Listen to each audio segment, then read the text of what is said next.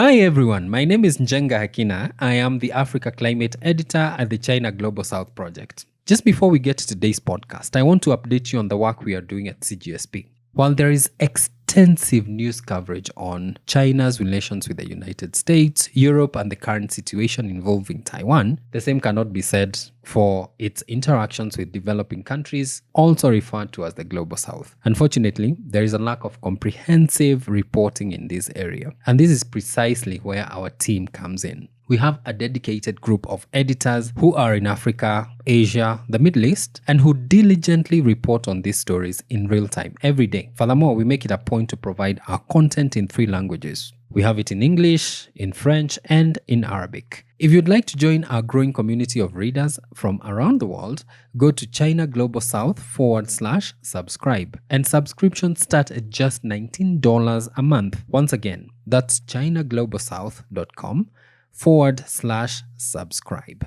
Thank you. The China in Africa podcast is brought to you in partnership with the Africa-China Reporting Project at Wits University in Johannesburg. The ACRP promotes balanced, considered reporting on China-Africa relations through training programs held throughout the year. More information at africachinareporting.com.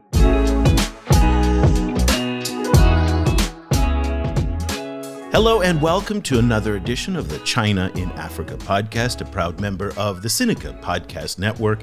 I'm Eric Olander, and as always, I'm joined by China Global South's managing editor, Cobus van Staden in Johannesburg, South Africa. A very good afternoon to you, Cobus. Good afternoon. Cobus, it has been a hideously busy week for many of you in Johannesburg. You are cleaning the streets, wiping down the windows, getting ready for the big shindig that's going to start next week when you have 4 out of the 5 leaders of the BRICS group, in addition to, I don't know how many heads of state are going to be coming. I mean, at least I think something like 10 or 20 are going to be coming. Foreign ministers. This is the biggest diplomatic party that South Africa, I think, has thrown in recent memory. Now, what's interesting here, Cobus, is that all week, you and I have been approached by a number of journalists asking us to share some of our views about what's going to happen in this BRICS summit. And I come at it with a slightly different view on all of this. I tell them, if you think that anything substantive is going to come out of this meeting, is there going to be a 5-point action plan for X? Are they going to announce there's new measures and a timeline for this new fantasy BRICS currency that they're going to talk about? They may announce some memberships, possibly. But when you look back on the history of the BRICS, what has this thing, whatever it is, ever done? Nothing. This is not a group that delivers substantive, actionable policies, plans, initiatives. And so we shouldn't expect anything substantive to come out of next Tuesday through Thursday's meeting when Xi Jinping, Cyril Ramaphosa, and, the Skype video call from Vladimir Putin all get together with the Brazilian and Narendra Modi. It's just that's not what it's about. What I said, and Cobus, you and I had a really lively conversation earlier this week, is that this group is more about grievance politics. And the optics of the BRICS is just as important as the substance of it. And so when you see on Twitter all these self-righteous, sanctimonious Americans and Europeans saying, well, the BRICS, they don't mean anything. This is a stupid organization. I think they're missing the point.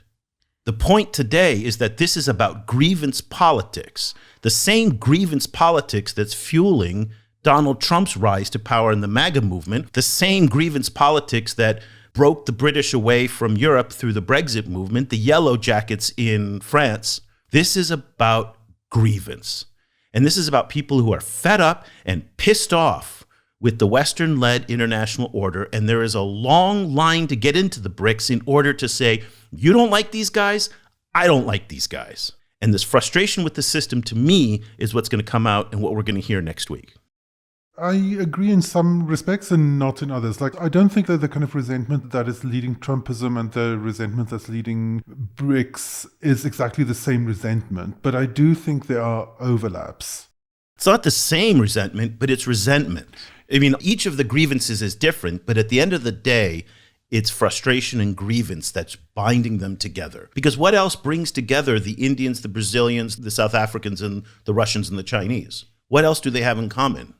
Well, the other thing they have in common is that they're all massive emerging economies, right? And that they're keystone economies in their particular regions. So each of them brings a whole kind of set of kind of local neighborhood connections with them to the table. So in that sense, the enlargement of BRICS that would come up is interesting because it'll show like which other kind of neighborhoods are coming to the table too. For me, one of the most powerful things about BRICS is exactly this kind of squishiness and almost arbitrariness of the concept, because what it achieves is it basically sets out an idea into the world, and then it decides what it wants to do with the idea.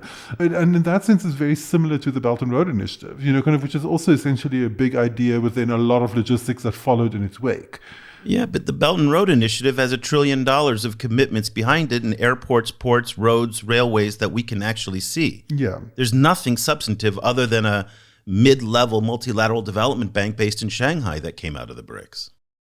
Well, a mid-level multilateral development bank based in Shanghai is something. I guess so. It's something that these countries didn't have as a central asset before. And, kind of from an African perspective, like adding that to the mix is powerful. So we'll see. But I think what it does make clear is that the queue to try and get into BRICS reveals, I think, a kind of a lack of expectation maybe, or like a kind of a certain kind of lack of excitement about what dealing mostly with the West has to offer one nowadays as a developing country. And I think that is very revealing. Well, let's get a perspective on this, because you and I are not going to agree on this. This is going to be one of the few issues, Cobus, in the history of this podcast that you and I don't agree on. Let's get a different perspective. Somebody who's also following this closely from Johannesburg, Emmanuel Matambo, is an old friend of our show. Many of you have heard him on the program if you're a longtime listener. He's the research director at the Center for Africa-China Studies at the University of Johannesburg. He's also an expert in Zambian politics,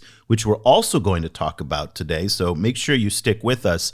Matambo, so great to have you back on the show. It's wonderful to speak to you. Thank you for joining us. Thank you very much, Eric, and thank you very much to Cobus as well. I saw Cobus at least more recently than I did see you, Eric, so thank you very much for the kind invitation.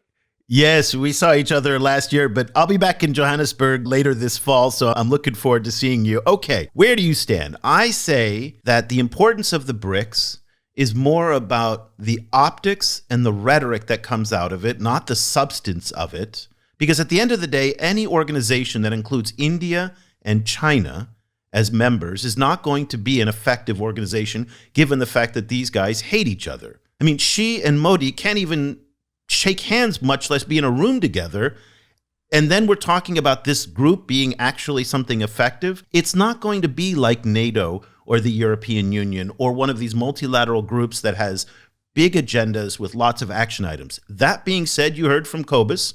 He says there is something substantive to it, even if it's just a mid-level development bank in Shanghai, but it does provide a forum to express these grievances with the Western-led system. Where do you fall on this, and what are you looking for in terms of the BRICS?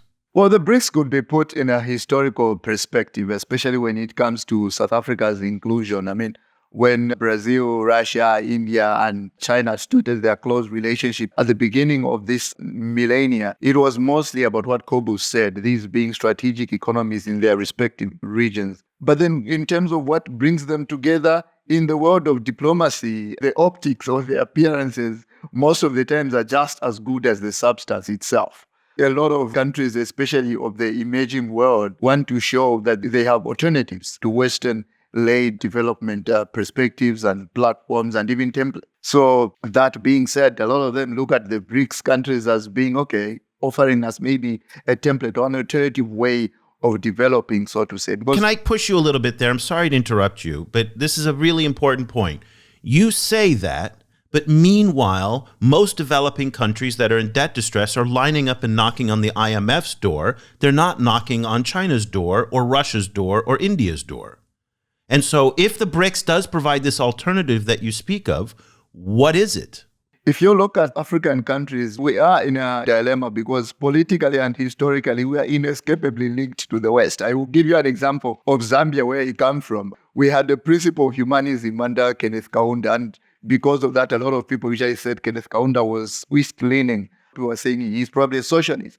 But guess what? 96% of our trade was actually with the West, and only 4% of our trade was with the East, China, the Soviet Union, and everything. So that carried itself even into Africa as it is at the moment. Unfortunately, though, Eric, I should emphasize the fact that there is something cynical to Africa's endorsement of what I call an alternative growth platform. I call it cynical because out of desperation or a fear of Western censure, we say, okay, we are East-leaning. But then when it comes to the tangibles of economic relief and stuff like that, we rely on the West being a proven, reliable partner and a source of FDI. So that is where it is. Politically, we tend to rely more on the East because we are trying to escape from censure, unfortunately, even though when it comes to trade, economics, the tangibles themselves of African development, we tend to lean more towards the IMF. We will talk more about that, obviously, when we talk about the Zambian case, but that is how I would respond for now to that. So looking forward to next week, I know this is a somewhat difficult question, but then it is a question that all of us are being asked at the moment. But what are some of your expectations for next week's summit, particularly around the issue of the currency discussions and then the membership enlargement that seem to be the big issues at the moment? Let us start with the new development bank, that is the BRICS bank, and it made quite a significant appointment in making Dilma Rousseff to head the bank, the former president of Brazil. That has some historical importance as I zero into the issue of currency, because the issue of de-dollarization could be traced to June 2012, when Brazil proposed the establishment of a BRICS contingency reserve pool and then a bilateral swap arrangement, and then the BRICS set up a study group for 2013 to look at that. And that eventuated into the contingent reserve arrangement. And then 2014, a year later, the new development bank was established. So that is just a historical background to where we are in terms of the BRICS bank and then this clamor to de-dollarize. What I expect next week in terms of that, obviously, is more impetus on how the countries are trying to map their way out of it. But another thing is that there will be bigger elephants, though, in the room rather than the clamor for de-dollarization. And this takes me back to what Eric said about the lack of substance in the BRICS. I think the issues that are likely to dominate in the discussions next week are the increase in BRICS membership. And that is likely to be pushed by Russia, by the way, because Russia wants more support at the United Nations. We have seen that it has lost quite some support from the African countries at the UN last year in April and in October. Quite a significant number of African countries voted against Russia's activities in Ukraine. So we would expect that obviously Russia will want members such as Egypt, Kazakhstan, Niger, Algeria, and Iran, Saudi Arabia to be on its side. And how better to do that than to accelerate the application to the BRICS membership. So those are just some of the things that are likely to dominate the discussion. When it comes to the issue of delinking the BRICS countries from the dollar, that will be more informed than substance at the moment.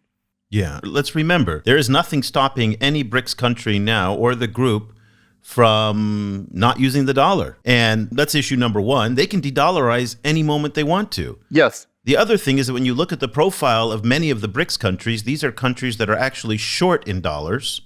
So they're eager to get rid of the dollar simply because they don't have a lot of dollars. And so that raises the question that if you're going to have an alternate currency, you're going to have something that gives it credibility and gives it value. And so they're talking about making a BRICS SDR, much like the IMF's SDRs. But who's got the excess cash to contribute into a massive pool of funds to do this, to backstop this currency?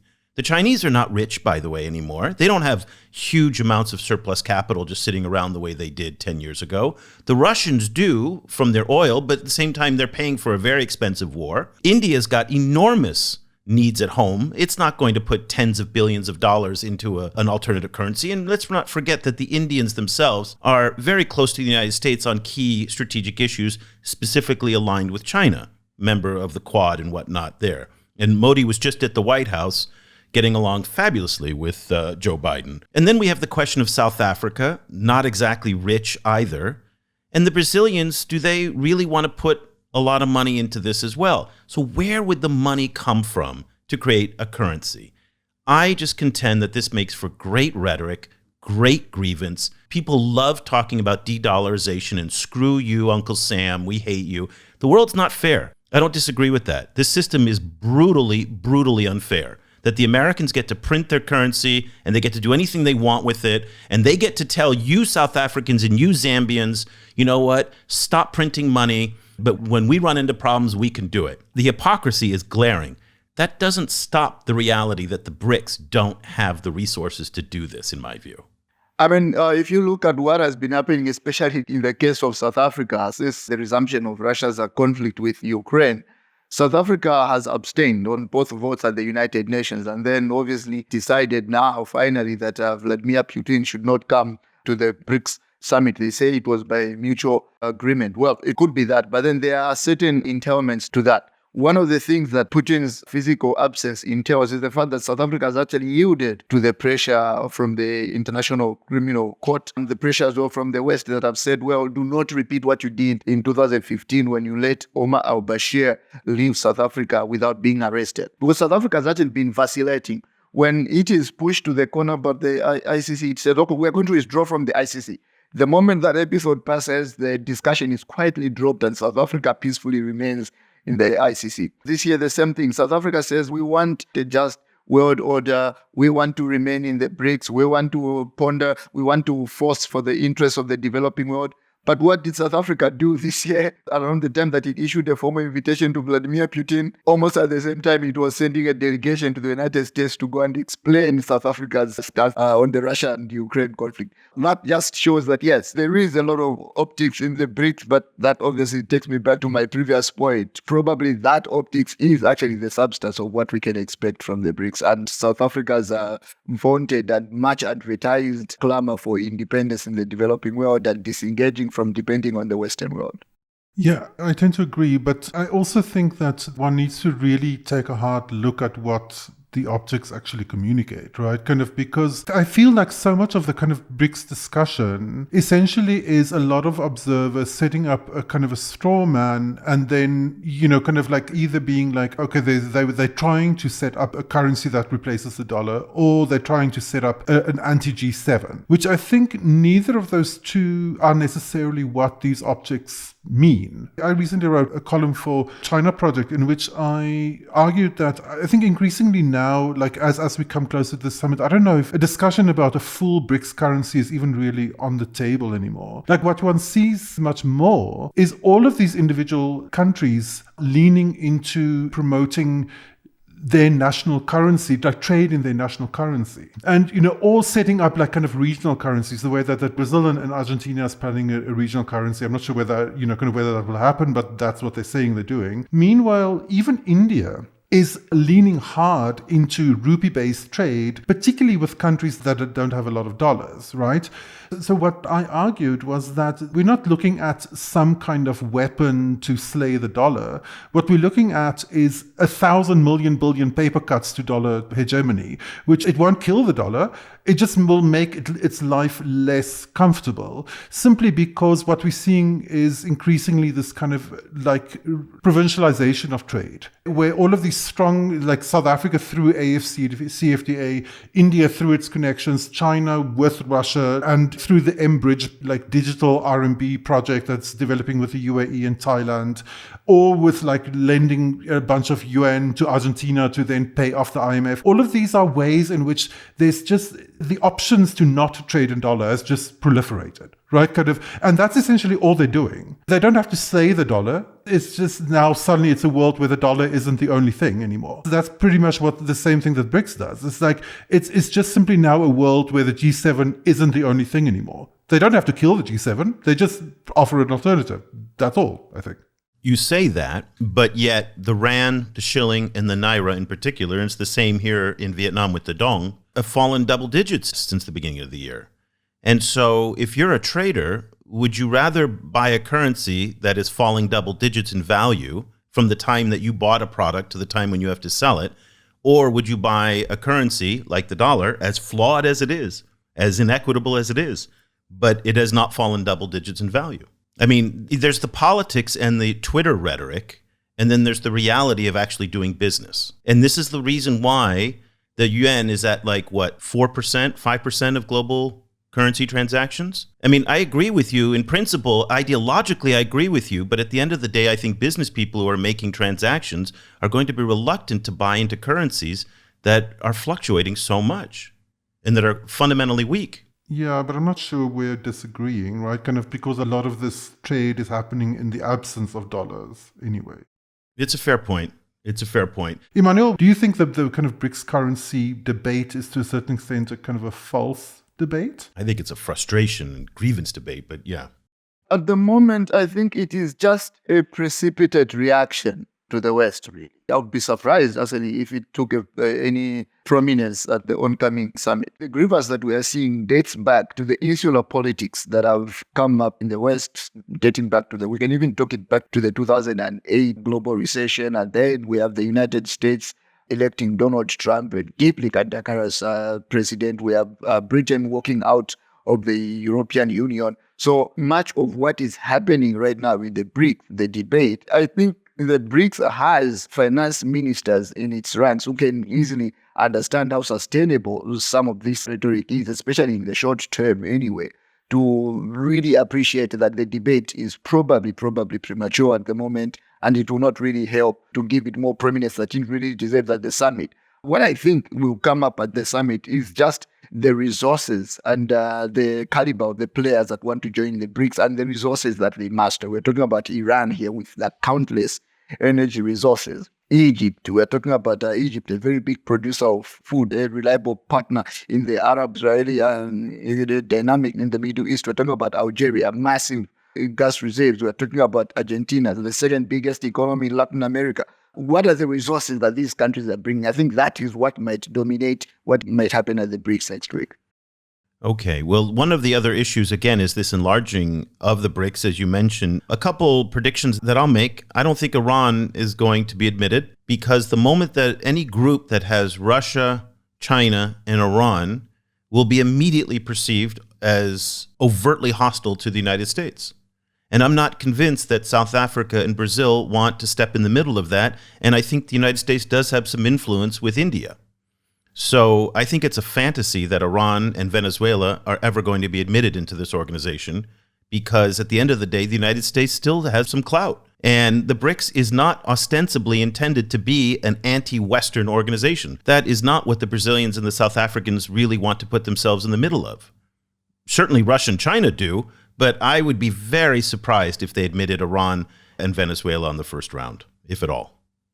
I actually haven't studied deeper the implications of the individual applicants, but I would think, even if Iran was not invited, I would think that Russia would be very interested in expanding the BRICS, obviously, with countries that are amenable to Russia's position in its conflict against Ukraine. I'm just not sure about India, because India is actually instinctively anti-China, by the way, as you rightly put it, Eric. And there are obviously some murmurs about how China forced South Africa to join the BRICS through the back door, through China's forcefulness and so on. So probably India would want to have more say on who would be admitted to the BRICS if it would be expanded out. Also, yeah, we look forward to a very interesting debate about that.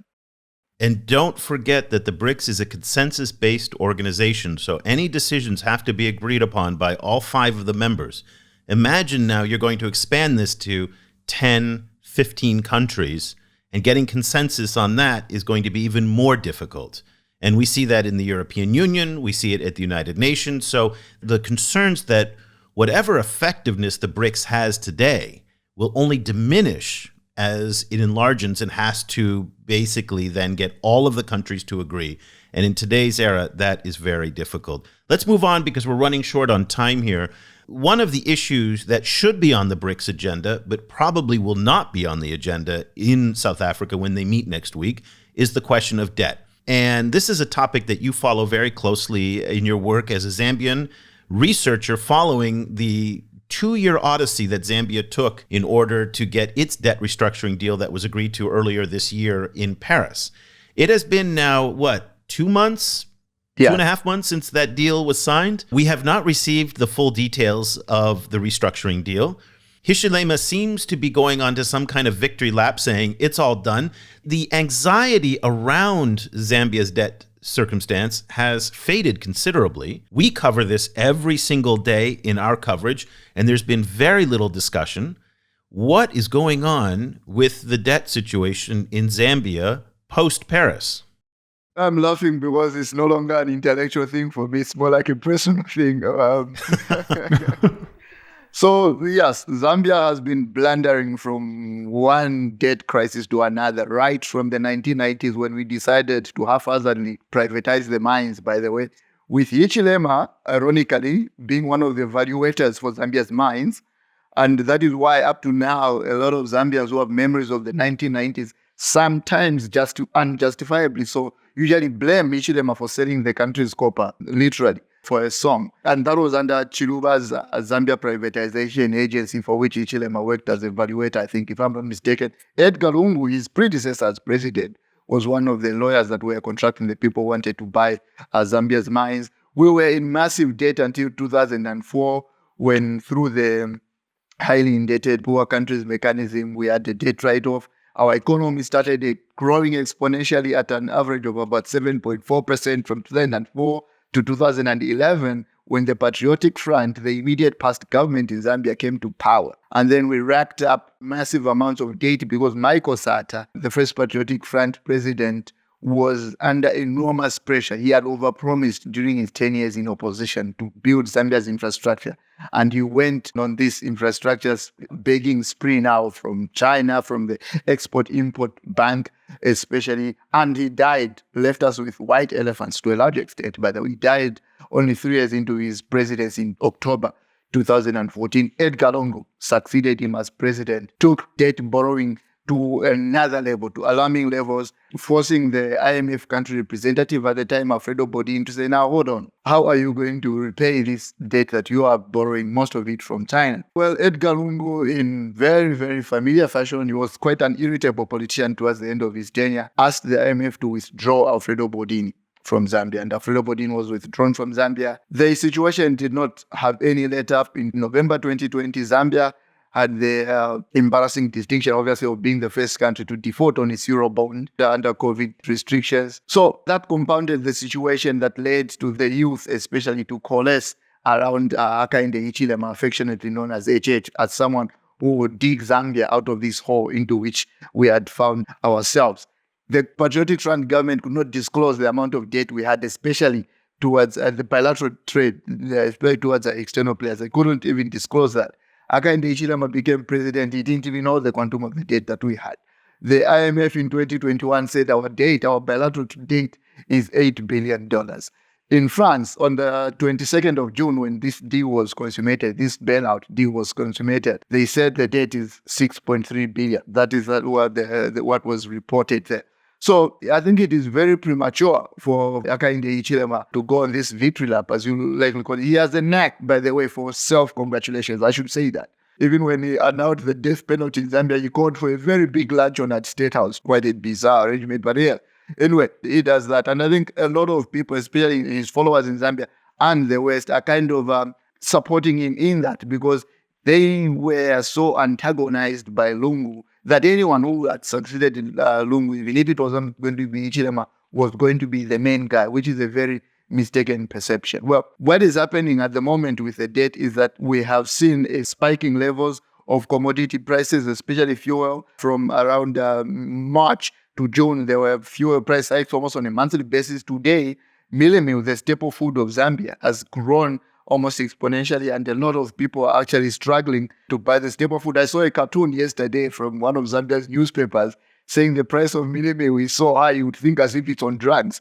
But that's hilarity on a rather desperate and serious situation in Zambia. And I think the government of Zambia should be very effective, especially in messaging. What exactly does it entail? Because there will be some belt tightening measures that will bite, especially ordinary Zambians, that a lot of Zambians do not foresee at the moment. And are you seeing any kind of increase in resentment of China in relation to all of this? Because, of course, from the outside, everyone from US Treasury Secretary Janet Yellen, onwards, were all explicitly blaming China for all of this. So is that being echoed in domestic discourse within Zambia as well?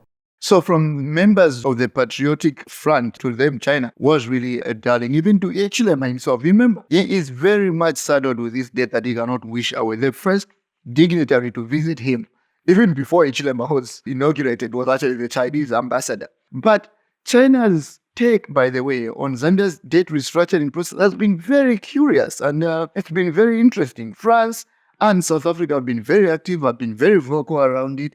China, whom Zambia owes about 4.1 billion, by the way, of that 6.3 billion of debt, has been very quiet, and the debt restructuring process has been even underreported in China, if it has been mentioned, by the way, at all, especially by the government of China itself. So there hasn't been resentment to China. There is resentment against the Patriotic Front government because it is the one that saddled Zambia with all this massive debt. Resentment against China in Zambia tends to be more at a subaltern or subnational level rather than at a national level. At a national level, the successive governments of Zambia, from the movement for multi-party democracy that was in power from 1991 to 2011, and then the Patriotic Front, are the ones who have been the object of the rancor rather than China itself at a state level.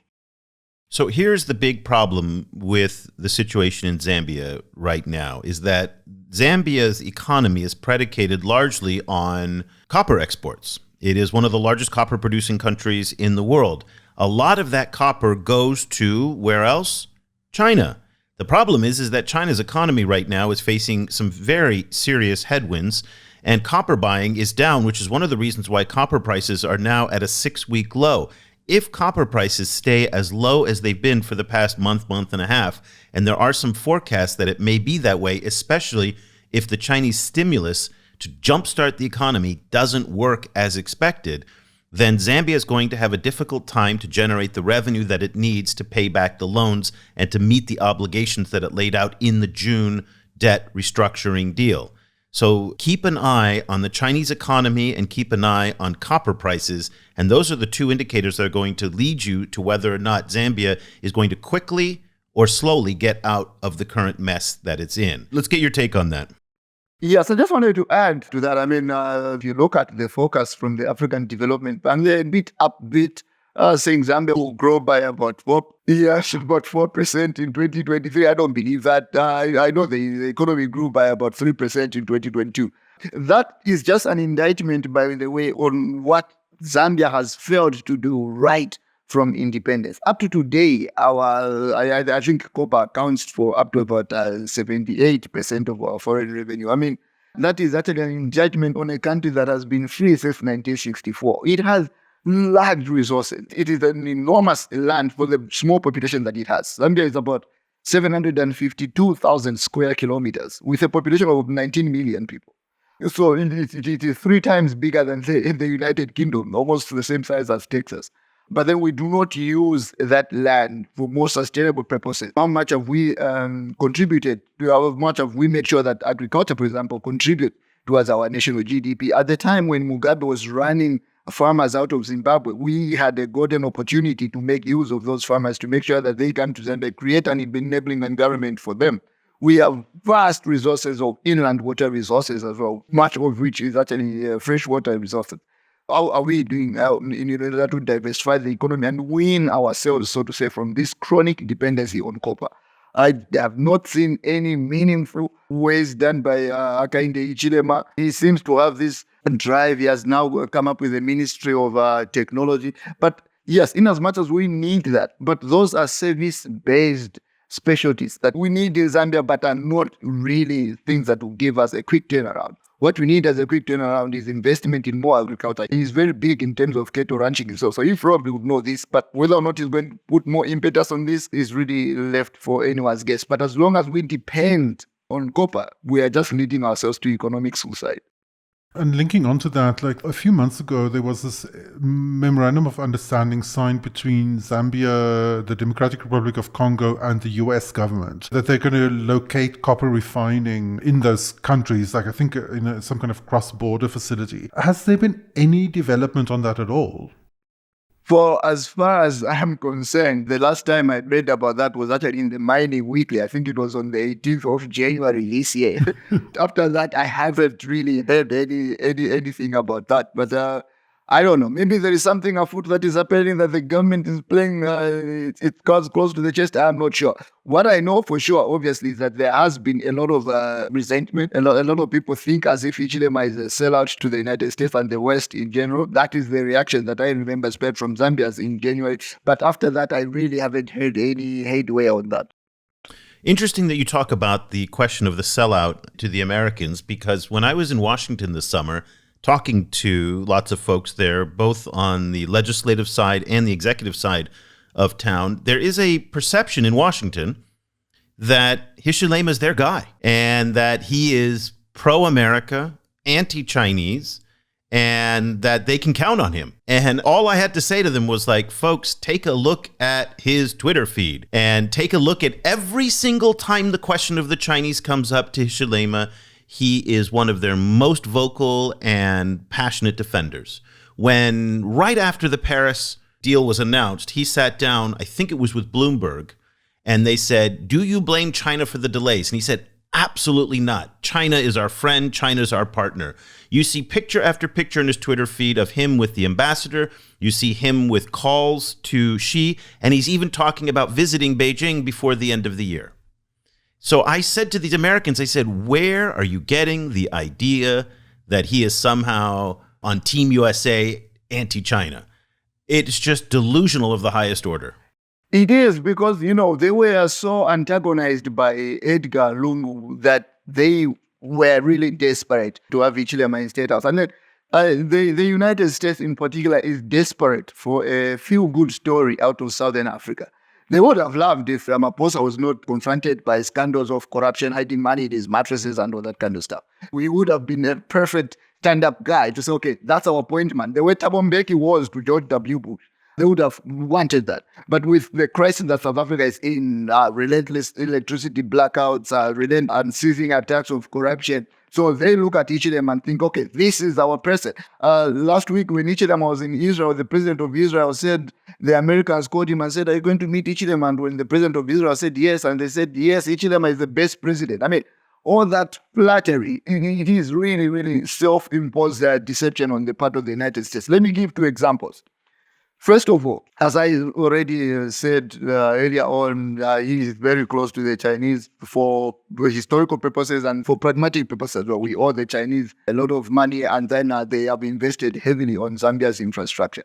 Even on issues that do not have anything to do with China, by the way. Hichilema is not a president in the American mode, an ideal African president. I couldn't help but blush with embarrassment when on the sidelines of the United Nations General Assembly, Hichilema was asked about the LGBTQ question and he said homosexuality is a choice. I mean, he is driven by this conservative church, the Seventh-day Adventist, and he shows this amazing ignorance about a controversial issue, calling homosexuality a choice. So that actually is almost a textbook illustration of how Edgar Lungu asked Daniel Foote, the previous American ambassador to Zambia, to leave the country when Edgar Lungu put 2 men in jail for 15 years for kissing. I mean, this is in a country, by the way, where poaching even carries a lesser sentence. So if you look at those things, it is really self-delusional for the Americans to think as if Hichilema is their guy. He is blatantly homophobic. He is obviously on the side of China in terms of the economic realities that Zambia imposes on him. So after the Zambian debt deal was announced, they're now kind of moving towards dealing with all of their private creditors. So I was wondering, just how you think the next chapter of the debt saga will go and what the kind of political fallout will be on Hichilema himself in the longer run. At the moment, I don't think Hichilema, the United Party for National Development, the UPND government, is doing a great job in messaging. What ordinary Zambians are saying from my own research is that they do not really care about the intricacies of this debt restructuring process, by the way. The ordinary Zambians care is the fact that last week, 25 kilograms of milimi was 250 kwacha, today is 300 kwacha. That is all that impinges on ordinary Zambians. And the government has not done a great job of telling them there have to be certain measures because this debt restructuring comes with a lot of conditionalities. And another thing that a lot of Zambians and the UPND government is not saying, by the way, is that This debt restructuring that was consummated on the 22nd of June is bilateral trade, by the way, to countries such as China, countries such as France, and countries such as South Africa. We still have, as you rightly put it, Cobus, the debt to private investors. That has not been talked about. I'm actually equally in the dark as many ordinary Zambians about that and how that is going to be sorted out. So the political fallout, especially for Hichilema, he's just about 3 years away now from the next election, is that, yes, a lot of Zambians have been antagonized. A lot of Zambians are going to be forced to sacrifice, whilst, by the way, the political elite are being seen to live it up. And the members of the previous regime in Zambia flaunting a massive amount of money that was not commensurate to their declared salaries, are being left scot-free. So if there is no meaningful movement on that, then we'll see a very big political fallout against the UPND. But what will save Hichilema better, what will save Hichilema even more, what gives him insurance, political insurance, so to say, is the fact that at the moment, the real opposition that Hichilema has is the civil society and the youth, not any organized political party. Unfortunately for Zambia's democracy, that is the case as it stands. Yes, but that's a very fickle constituency because, as you rightly pointed out, all politics comes down to your pocketbook. And if the youth do not look at their fortunes as being better in 2.5 years when the election is really underway than it was when President Hichilema first came to power, then he will watch that youth vote that powered him into the presidency to walk away very quickly. And that's why he's got to get this debt situation under control, because he came into power promising that he was going to solve the debt problem. And he's not moved very fast. And it's not up to him again. We can put a lot on his plate here to say it's your responsibility, but the Chinese have been slow. As you pointed out, the private creditors are not moving fast. The Americans really haven't done anything other than complain and moan and groan and whinge about the Chinese. So we don't have a lot of action going on by the forces outside of Hichilema. But at the end of the day, he promised he's got to deliver, and he's got about 2 years to do that before his voters kind of evaluate him and ask him, what did you really do? So, he doesn't have a lot of time left. I mean, that's for sure.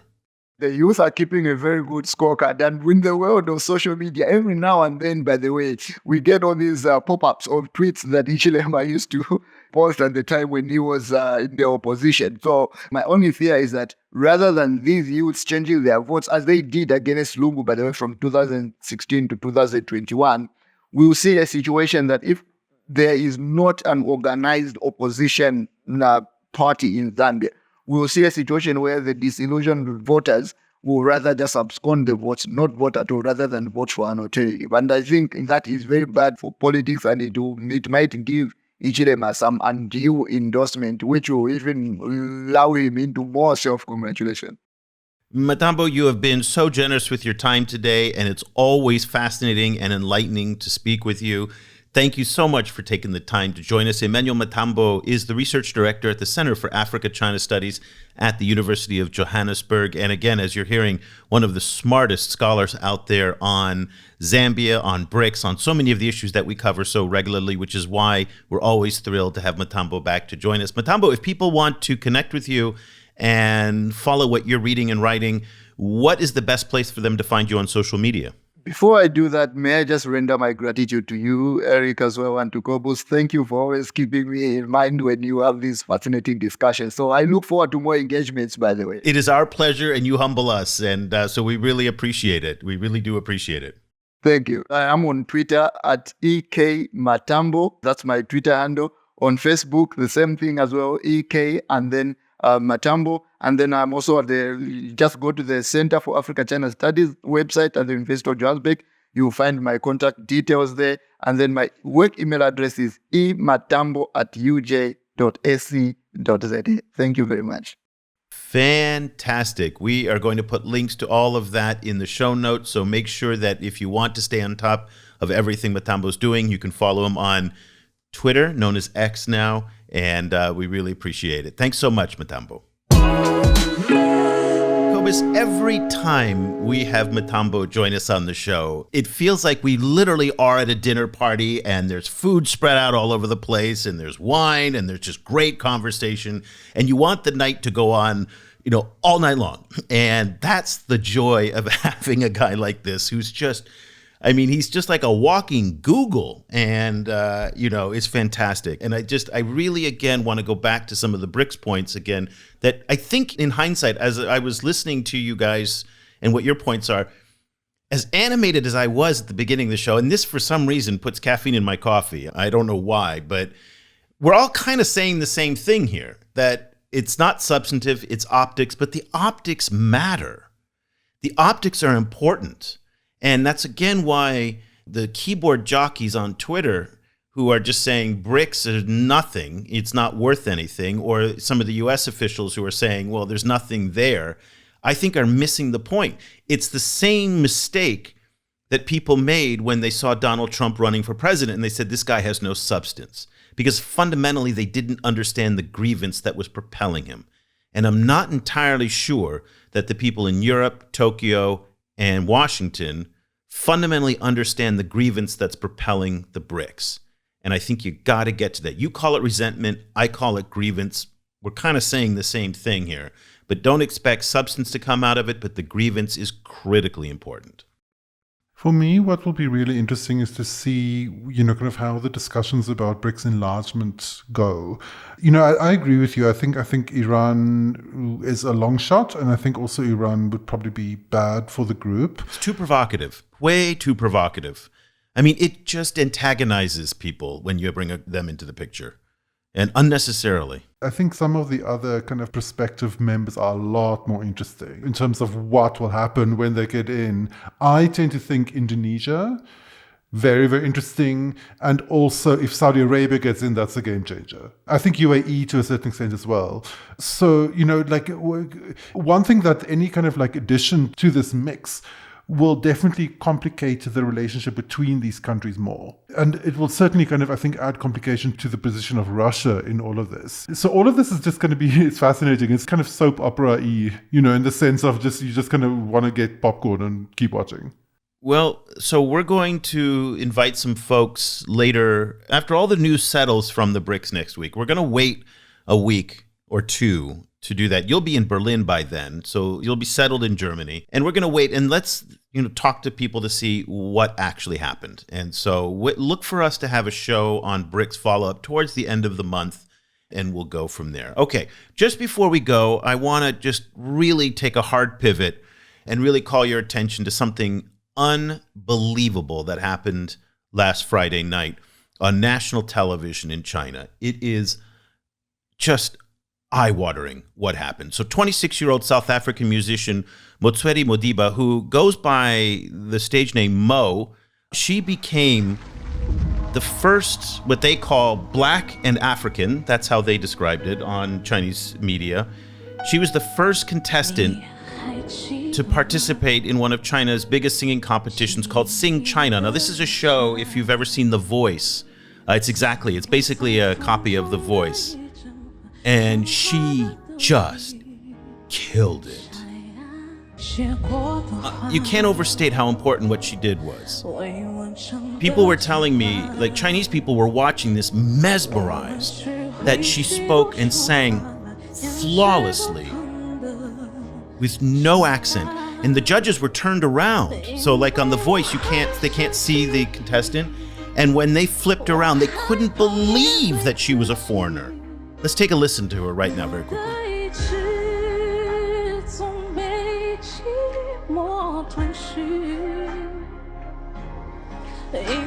So imagine singing, Cobus, on national television in the second largest country in the world, on a massive stage. This was the first round of the competition, so the stakes were pretty low. But had she messed up in any way, the blowback would have been massive on social media. Because we've already seen this before, right? I mean, a couple years ago, there was a young Congolese performer who is of mixed heritage, and she was just blasted on Chinese social media with just the most horrific racist things. What's incredible, though, about Mo is that the reaction on social media so far has been nothing but really positive. Okay, there's a little bit of characterization and kind of, Black people sing well. That's great. but there's none of the toxicity that we saw last time. And people are just super excited about it. So I don't know. I just thought this was incredible. I just thought it's amazing. I want to call attention to Mo and what she's done, and just to overemphasize how important this is and what an amazing thing she's accomplished. I mean, absolutely. You know, like, for me, two things. In the first place, she's obviously clearly an amazing singer. And it's so awful and horrible for me the way that African talent in music is also used as a way to tear down Africa. But just for the record, South Africa is superpower in terms of music. You know, there's been now, I think, 2 or 3 successive waves of dance music emerging from South Africa, which has essentially revolutionized dance music around the world. South African DJs and South African music producers, many of whom live in very, very poor townships, you know, working on second-hand laptops, are being played in Berlin, they're being played in all, you know, kind of in clubs around the world. So in that sense, like, South Africa has a musical kind of heritage that's really towering. But then this is also incredibly kind of like impressive in terms of just like kind of cultural performance, being able to master that mode of singing, doing it in flawless Mandarin, playing that entire like singing reality TV game show, you know, kind of like entertainment show game on the stage is staggering. An example of cultural competence that's difficult to beat, I think. It's so amazing. And again, it speaks to how many amazing young Africans are in China doing incredible things, who speak the language perfectly, have the cultural competence that you talk of. And again, this is one of the issues that we've raised on this show for years, is that there is a wasted resource here of not taking advantage of that to enhance China-Africa relations, and that African governments and African companies are not doing enough to benefit from this incredible skill set. By the way, Modiba, she learned Mandarin at a school in Pretoria and then studied in China on a scholarship. Yeah, adding Mandarin to the curriculum, you know, it was controversial, but here we are. There it is. It makes a lot of sense. Listen, learning other people's languages, whatever that language is amazing. Okay? I have been studying Chinese for almost 40 years now, and I look at her with awe. I mean, just awe. So very important to give her a shout out. If you haven't seen the clip, even if you don't speak Chinese, you gotta check this thing out. I'm gonna put it in the show notes. You can go to our Twitter feed. You can also go to my LinkedIn page. Just look me up on LinkedIn, and I've put it up there. It is remarkable. And let's see how far she goes in the competition. From the reaction of the audience and from the reaction of the judges, it looks like she might actually get some traction. And I am just so pleased this time around, at least so far, that the social media reaction to her has been really positive. And that's not something you take for granted in China, because, man, their social media is just filled with toxicity. So the fact that she is being embraced, to me, is really just something wonderful. So again, nice to end on a positive note, Cobus, but I was blown away by that. I just thought, and South Africa should be proud. South Africa should be very proud of what happened. Yeah, and South Africa hasn't noticed at all. That's the sad thing. Like, you know, it hasn't particularly kind of hit the media here very much. Well, no, News 24 picked it up. News 24 picked it up. Yeah, no, I'm glad about that. Yeah. The China connection working. But I don't know. It would be a fun thing if, like, SABC did a little story on this. I mean, you would be great. Now, maybe they will. It's still relatively fresh. And maybe they want to see, let's see how far she goes in the competition. And that will be really important. But anyway, this is something for you guys to look at. Look at the video, listen to the song. She rocked it. Amazing. So let's leave the conversation there. Cobus and I will be back again next week with another edition of the show. If these are the issues that you love to follow and you just get nerdy and you want to stay on top of everything that's going on in the China Global South space, we would love for you to join our community of readers. Your subscription supports the work that Cobus, Jero, Johnny, our China editor Han Zhen, everybody's doing to put together this amazing content offering that is unique. There is nothing else like it out there. Everybody on our team is in the Global South, and everybody but me is from the Global South. And that's the way it's going to be as we continue to expand. We're only expanding with people from the Global South to provide that very distinctive perspective on these issues. We would love for you again to join our growing community of readers around the world. If you'd like to do that, go to ChinaGlobalSouth.com/subscribe. And if you're a student or teacher, you can email me directly, eric@ChinaGlobalSouth.com, and I will send you a 50% off discount link.